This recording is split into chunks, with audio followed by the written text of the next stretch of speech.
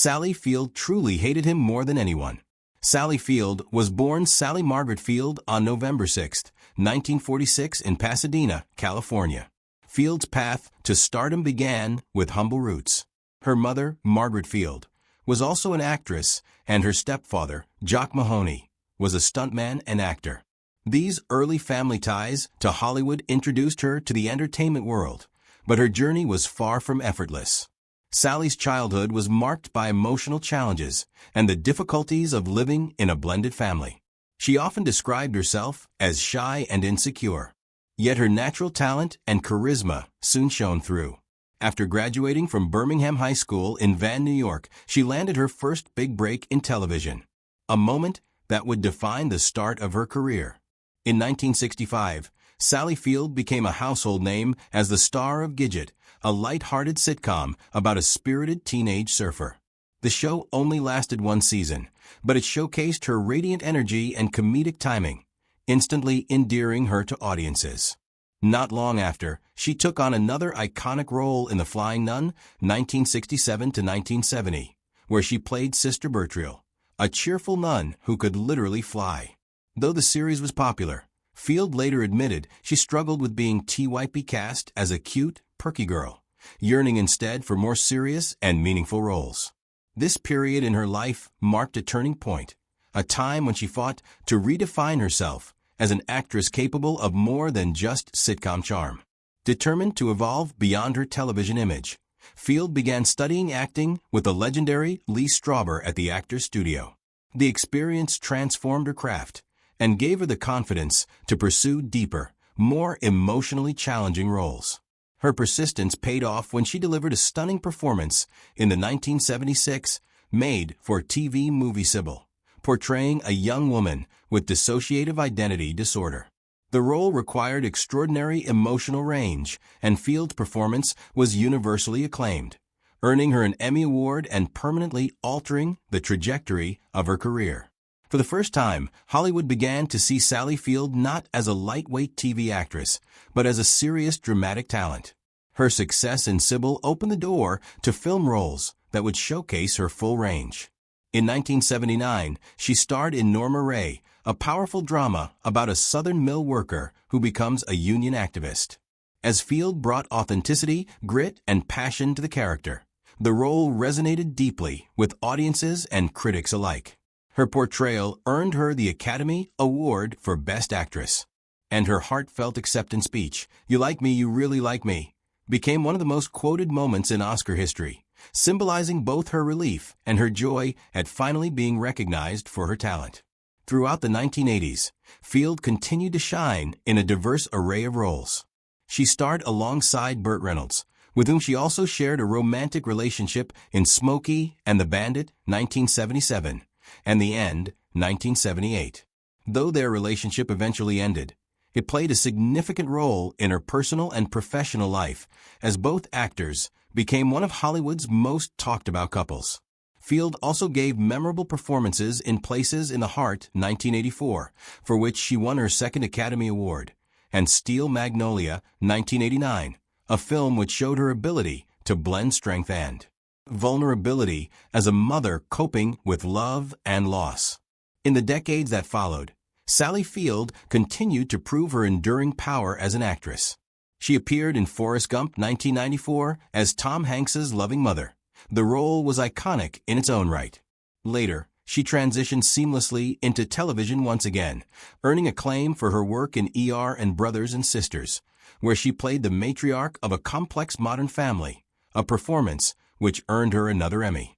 Even as she entered her 70s, Field continued to take on roles that challenged her, including her Broadway performance in The Glass Menagerie and her portrayal of Mary Todd Lincoln in Steven Spielberg's Lincoln 2012, for which she received yet another Oscar nomination. Beyond her screen accomplishments, Sally Field has always been a vocal advocate for women's rights, LGBTQ+ equality, and mental health awareness. Her openness about struggling with self-esteem and candid 2018 memoir, In Pieces, gave fans an intimate glimpse into her personal life, the triumphs, heartbreaks, and resilience.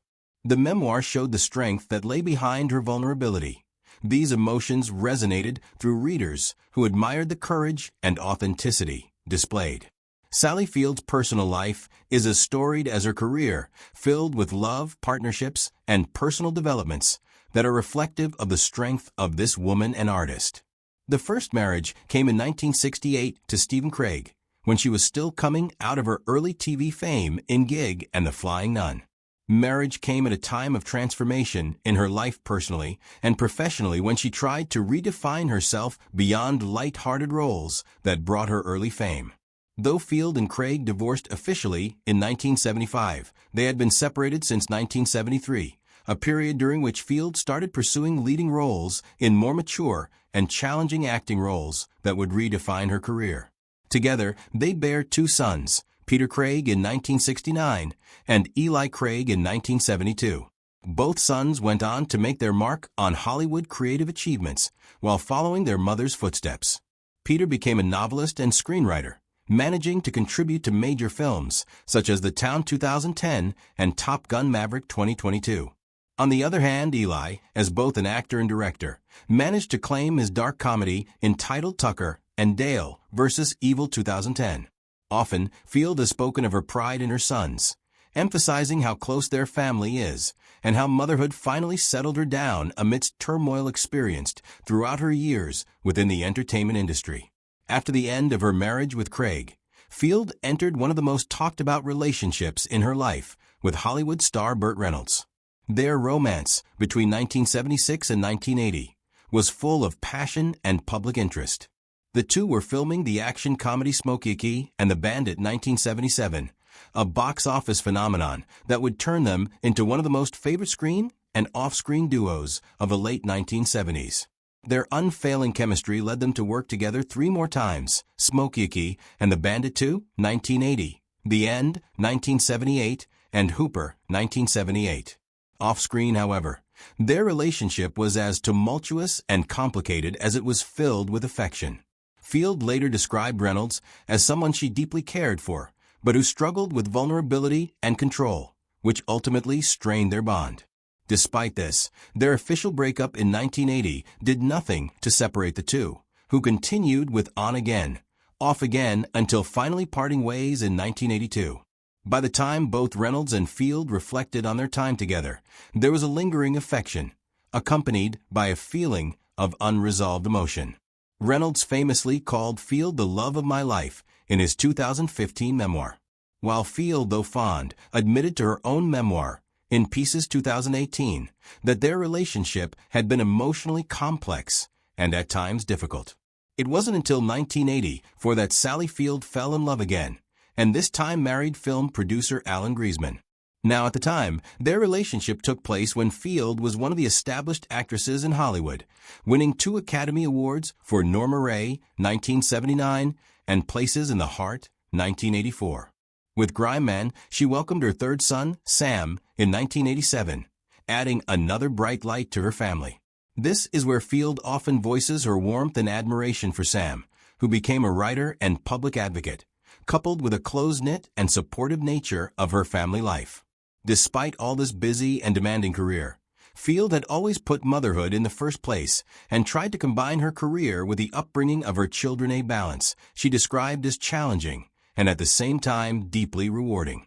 However, as often happens in Hollywood marriages, her marriage with Griezmann also came to its end, and they divorced in 1994 after a whole decade together. Many stories have surfaced over the years from Hollywood film sets regarding actors who could not get along behind the scenes, but few rivaled the tension that reportedly existed between Sally Field and Tommy Lee Jones. Though both are respected, Oscar-winning actors celebrated for their immense talent and professionalism, working together during the making of Backroads in 1981 was infamously turbulent. Sally Field, who is often candid about her experiences in Hollywood, did not hold back when discussing her feelings toward Jones. "I have worked with difficult men before," she once remarked. "But Tommy was something else entirely. He was impossible to deal with. I truly hated him more than anyone I'd ever worked with." Her words, spoken with both honesty and exhaustion, reveal the deep frustration and emotional toll the experience had on her. At the time Backroads was filmed, both Field and Jones were at significant points in their careers. Sally Field had already proven her dramatic range with acclaimed performances in Norma Ray 1979 and Smokey and The Bandit 1977, while Tommy Lee Jones was building a reputation for intensity, grit, and an almost intimidating seriousness toward his craft. Their chemistry on screen may have seemed raw and believable, but it was largely fueled by genuine hostility off-camera. Field later admitted that much of the tension in their scenes did not require acting. It was real. Every look, every line between us was loaded, she said. I wasn't pretending to be angry at him. I was. Their conflict stemmed from fundamentally different approaches to acting.